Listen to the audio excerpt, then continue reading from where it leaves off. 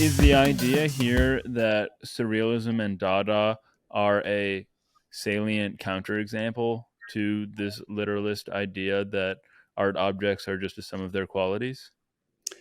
What I was getting at was more, first of all, that Dada and Surrealism are usually mentioned in the same breath. I think people who are specialists on those realize the differences, but there was overlapping membership. Dada and Surrealism both have a spirit of humor that was new to art at the time, although now it's become dominant. But what I said in the book is that Dada and Surrealism, in a way, are performing the same experiment with opposite controls.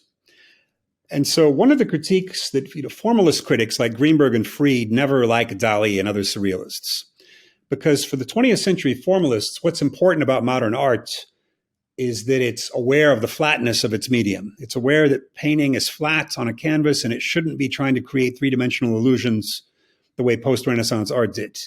And so they like Cubism and they like Miro and they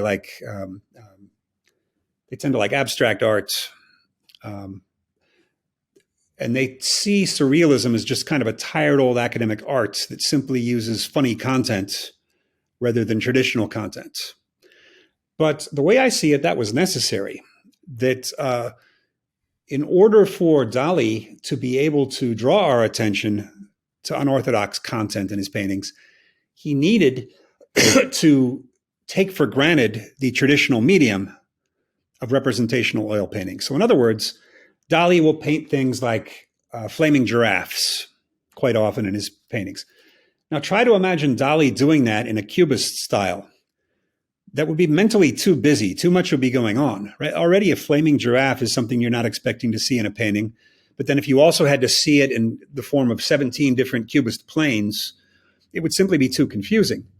Whereas if you look at the great Cubist painting, they're all very banal objects, like a guitar or a candlestick, a clock, a portrait of a person. There's not as much room when you're innovating in technique like the Cubists to surprise people with unorthodox content. Mm-hmm. And so I see the two as doing something opposite in a way. And so they shouldn't be unified despite the fact that they're both having fun playing jokes on traditional arts in a way. I didn't mention Dada yet, though. And Dada was the real comparison.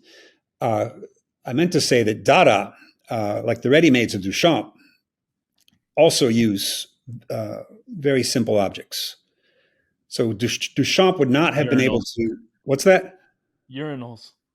Yeah, right. Urinal or a wine bottle rack or a bicycle wheel. Duchamp would have been too confusing if he had inserted a very complicated object into a gallery and said this is an artwork, like a Cray supercomputer. That wouldn't have had the effect he wanted, even though they didn't exist at the time, but say they did. Because then our focus would have been on why a Cray supercomputer, why all these detailed mechanical parts. It's better that it's something simple and something that is usually and immediately recognized as being non-art. And so in a way, Duchamp is the counterexample to my claim that art can never be literal, but it's the exception that proves the rule. The reason it's the exception that proves the rule is that the literal objects only become something like an artwork because it's inserted into the gallery context.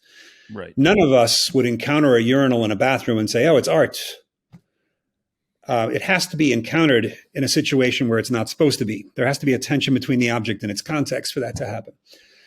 And I was making the case that, and this might sound a little conservative to some artists, that in a way we're at the point of exhausting Duchamp's innovation, I think.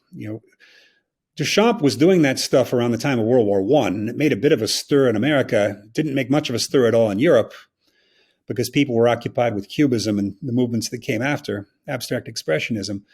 Duchamp came back to the forefront of aesthetic discussion in the 60s, thanks to American pop artists. And since that time, you're much more likely to laugh in an art show than you are to experience a profound aesthetic emotion or anything sublime.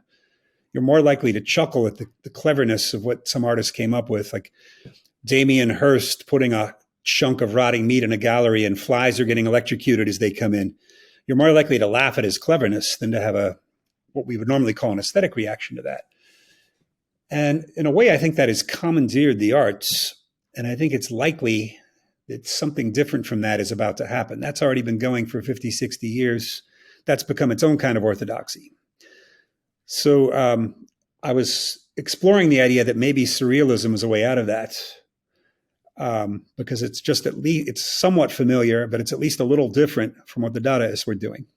It might be a good transitional step out of this Duchampian era of the arts.